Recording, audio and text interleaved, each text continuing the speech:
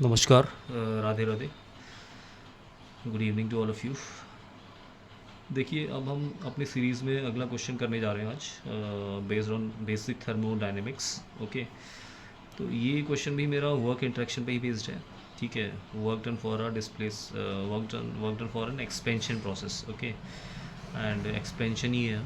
इस क्वेश्चन को देख के आप समझ सकते हैं एक्सपेंशन है कि कंप्रेशन है, कैसे मैं बताऊंगा आपको भी। Okay, so we have to find out the work done in this process. What is the work done by the fluid on the piston? Okay, so we can go to the question now. See, what is written in the question: a fluid at a pressure of 25 into 10 to the power 5 Pascal. Initial pressure of the fluid is given as 25 into 10 to the power 5 Pascal. Okay, and initial volume is 36 meter cube. शुरुआती volume 36 metre cube है। ठीक है, content in the cylinder behind the piston expends reversibly. देखा मैंने आपको बोला reversible expansion है। अब देखो कैसे रिवर्सिबल एक्सपेंशन है, वो भी मैं आपको बताने जा रहा हूँ। रिवर्सिबल एक्सपेंशन हो रहा है, एक्सपेंशन मतलब वॉल्यूम का बढ़ना। अभी मैंने आपको बता दिया क्यों है रिवर्सिबल, क्योंकि वॉल्यूम बढ़ रही है यहाँ पर। Reversible to a volume of 100 meter cube, मतलब फाइनल वॉल्यूम है आपकी 100 meter cube. V2 is 100 meter cube. तो अब मेरे ख्याल से किसी को दिक्कत नहीं होगी क्यों ये रिवर्सिबल एक्सपेंशन है, क्योंकि वॉल्यूम बढ़ रही है इसीलिए। According to a law P बराबर C/V²। ठीक है, तो P बराबर C/V² है, तो कोई दिक्कत नहीं है। PV² इक्वल टू कॉन्स्टेंट या P बराबर C/V² एक ही बात है। इसको ऐसे भी लिख सकते हो PV² बराबर कॉन्स्टेंट, एक ही चीज़ है। ठीक है, P इक्वल टू C/V², बस थोड़ा सा वेरी कर दिया है और कुछ नहीं है, सेम बात है। Calculate the work done by the fluid on the piston. ठीक है, वर्क डन निकालना है वो W12 by the fluid on the piston, और हम जानते हैं वर्क डन बराबर क्या होता है, integration P dV from V1 to V2। बहुत ही आसान है ये। ठीक है, P is nothing but C/V²। So integration V1 कितना है 36 टू V2 कितना है 100, और P कितना है C/V² dV। ओके, तो C इंटू V² का इंटीग्रेशन क्या होगा, V की पावर -1/-1। पिछला क्वेश्चन भी ऑलमोस्ट यही था, इससे भी आसान, उससे भी आसान क्वेश्चन है, बिकॉज न्यूमेरिकल वैल्यूज़ कुछ भी नहीं है इसमें, बहुत आसान न्यूमेरिकल वैल्यूज़ हैं। तो C की वैल्यू देखिए P1 इंटू V1²। P1 की वैल्यू है 25 इंटू 10⁵ पास्कल। ठीक है, इंटू V1 का स्क्वायर। देखो P1 इंटू V1 का स्क्वायर बराबर C हो सकता है। ठीक है, इसको ऐसे लिख सकता हूँ मैं यहाँ पे P1 V1², वही वैल्यू पुट कर रहा हूँ मैं यहाँ पे। ठीक है, P1 इंटू V1 का स्क्वायर 36 का स्क्वायर, इंटू देखो 1/V -1/V, और इसकी लिमिट्स पुट करेंगे हम 36 से लेके 100 तक। ठीक है, -1/V, लिमिट्स पुट करनी है 36 से लेके 100 तक, ये है। ठीक है, अब देख लेते हैं इसको आगे सॉल्व करके हम इसके आगे। तो इसको मैं नेक्स्ट उसमें लिखूँ तो ये होगा W12 बराबर W12 equals to 25 into 10⁵। Units का ध्यान रखना बहुत ज़रूरी है, इसमें जूल लिखना चाहिए मुझे हर जगह पे। ठीक है, because the pressure is in pascal and volume is in metre cube, so work done will be in joule. Okay, J joule mention करना बहुत ज़रूरी है यूनिट में। इंटू 36 का square, okay, into limits put कर दो -1/V2 plus 1/V1, -1/100 plus 1/36। Okay, joule में आएगा आंसर। ठीक है, so that is coming to be 25 into 10⁵ into 36 का स्क्वायर इंटू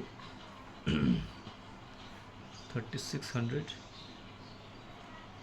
तो -36 plus 100। Okay, this will be the thing. 36 से 100 हो जाएगा ये। ठीक है, much of joule. So this is coming to be 25 into 10⁵ into 100 -36 कितना हो जाएगा 64/100। ओके, 100 से ये कैंसिल हो जाएगा 3 बार 3। Okay, this much of joule. So it is coming to be 25 into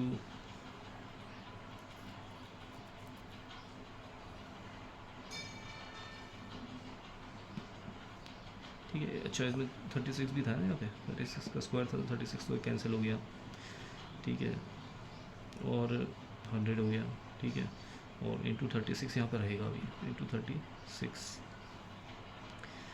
तो into 10 cube into 36 into 64 joule, okay, so 25 into 36 into 64 kilo joule भी लिख सकते हैं इसको, ठीक है। 10 क्यूब से डिवाइड कर दोगे तो इसमें जब किलो जूल मिल जाएगा, ठीक है, क्योंकि 10 क्यूब से डिवाइड कर लिया हमने। तो इसको अगर आप कैलकुलेट करेंगे तो you can find out 36 into 64 कर लेते हैं, 36 इंटू 64 64 36 6 छक 24 6 छक 36 2 38 3 छक 12 की 2 से 1 3 छक 18 19, ओके, सो 4 8 0 13 2 2304 इंटू 25 2304 इंटू 25, ठीक है।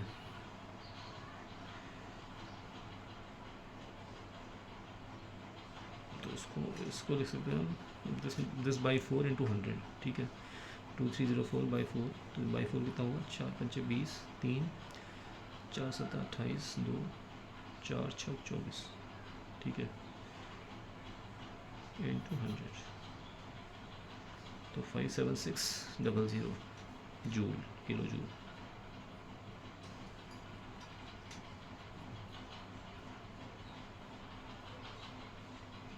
So this is my answer for the work done, okay.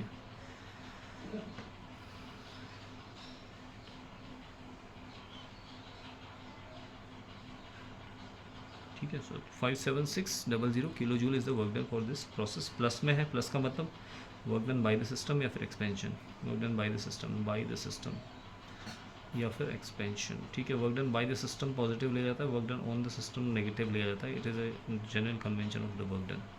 Heat transfer में उल्टा हो जाता है, heat transfer heat supply to the system is positive, heat rejected from the system is negative, okay. तो ये चीज़ हमें याद रखनी पड़ेगी, याद रखनी पड़ती हैं। So this is the answer. मेरे ख्याल से कोई डाउट नहीं होना चाहिए।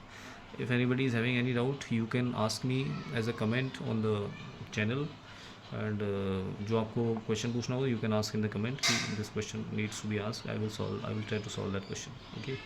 सो thank you so much, Radhe Radhe, thank you, मिलते हैं फिर से।